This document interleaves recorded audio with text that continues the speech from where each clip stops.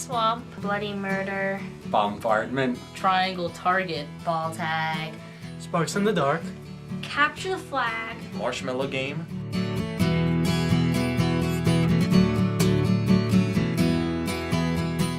I've always said that one of the things I prided myself about in my childhood was that I didn't really participate in any organized sports. We played like traditional childhood games like bombardment, slide tag, ball tag, the blob, and capture the flag, but then we like made up our own games. Alligator in the Swamp involved us running along the edge of a hill and trying to be dragged down to the bottom by an alligator.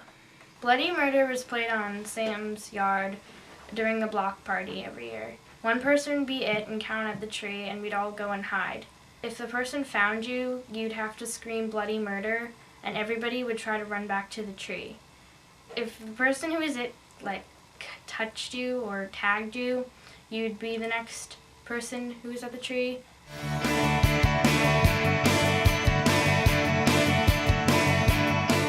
The one that really sticks out is triangle target, and the premise was that we were all sitting on the swing set at Mia and Claire's house, and the three people are swinging back and forth, and there's one person with the ball that had to hit them, and the entire thing was like you had three special shots. One was going really close to the swings, one was going on the swing set, and then I think that was it. Actually, there was only two special shots.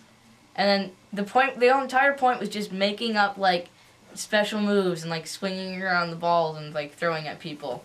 I came up with the name the Woody Throw. I had just seen Toy Story and I really liked dolls.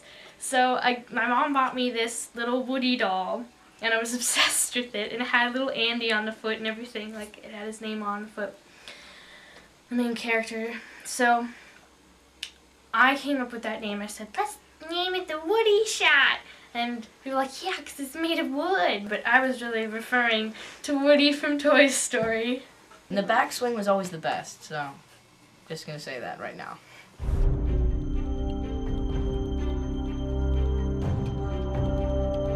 Bombardment was the biggest thing. I think it was because one of the older kids, Mia, Brian, Maddie, played like dodgeball at school and they thought it would be like a fun thing to do. that one was definitely the best. It was really competitive and really fun. First we'd pick teams. We lined up the balls on the line, which was usually marked by a hose. At the beginning of every game, Brian would be like, commence fire! And we could like start throwing.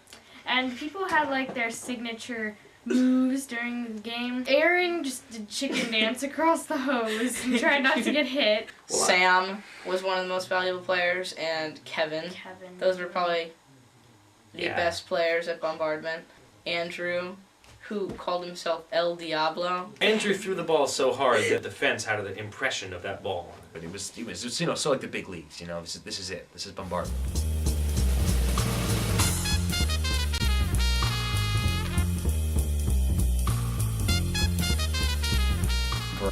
Brian. Me, myself, and I. Brian Cale was always the marshmallow. I'm pretty sure it's a creation of Andrew Esherick. we'd all chant around him and then we'd, push him into corners and hit him with snowballs and stuff. That was pretty much it. It was really violent, and it was not, it was fun, but not that fun, because it was really painful, especially when they use really harsh force to try to get me in these places. There was this chant they did, which is, I know was an Andrew creation, that went, and so on and so forth. Probably would have made more sense if somebody like Sam was. He would make a pretty good marshmallow.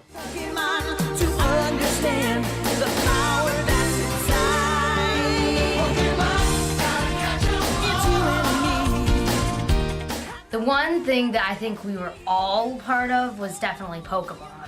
I never really got into it at first, but I remember everybody, would go around printing out cards from the internet. 1998 to 2001, pretty much. That was all the rage. We all collected the cards and then we traded them, and I liked the shiny ones. The only thing we cared about was getting the holographic cards, the ones that were all shiny. Then there was Magic the Gathering. That lasted about a month.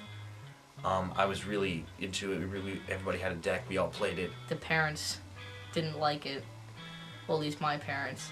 Danny wasn't allowed to play the game, so We never really played with him much. Except whenever he'd come over, he'd, play a little bit if we were playing. Some of the drawings on the cards though were really violent and pretty disturbing. Beyblades, but that lasted about 2 days or 2 weeks. That one was mainly dominated by Sam. Oh yeah, Beyblades. I had this one giant Beyblade though, and I would absolutely destroy Sam with it, and he would always get angry at it. And we had the Beyblades tournament. There'd be these little like tops, and you put them in launchers, and you'd fire them, and then they'd get into this arena and they'd battle.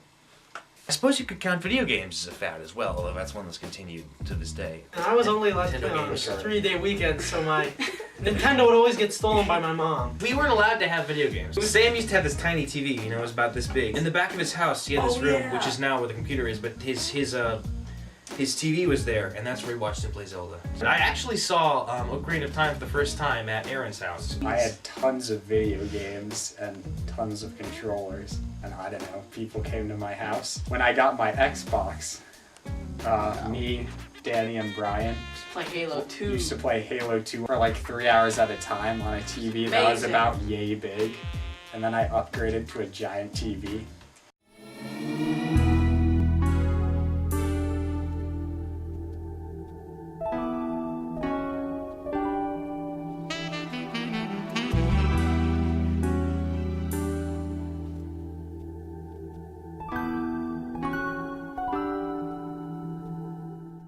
Brian Connor. He definitely was a vampire at one point, because he definitely just kind of vanished. Became pale white. We used to see him a fair amount. He just sort of like vanished in his basement. He never came back out. He got abducted by aliens. He was just like sitting down there or sleeping down there or something, and he was abducted by aliens. He might still be with those aliens. He was modding one of his game systems, and he ripped a portal into the Matrix. Now he's trying to save humanity.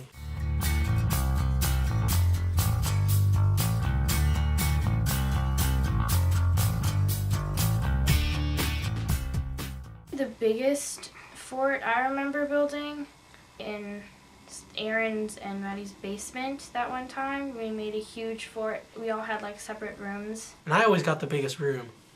Mine was always kind of tucked back behind the couch. It was just big, and I'd always cover it with a blanket.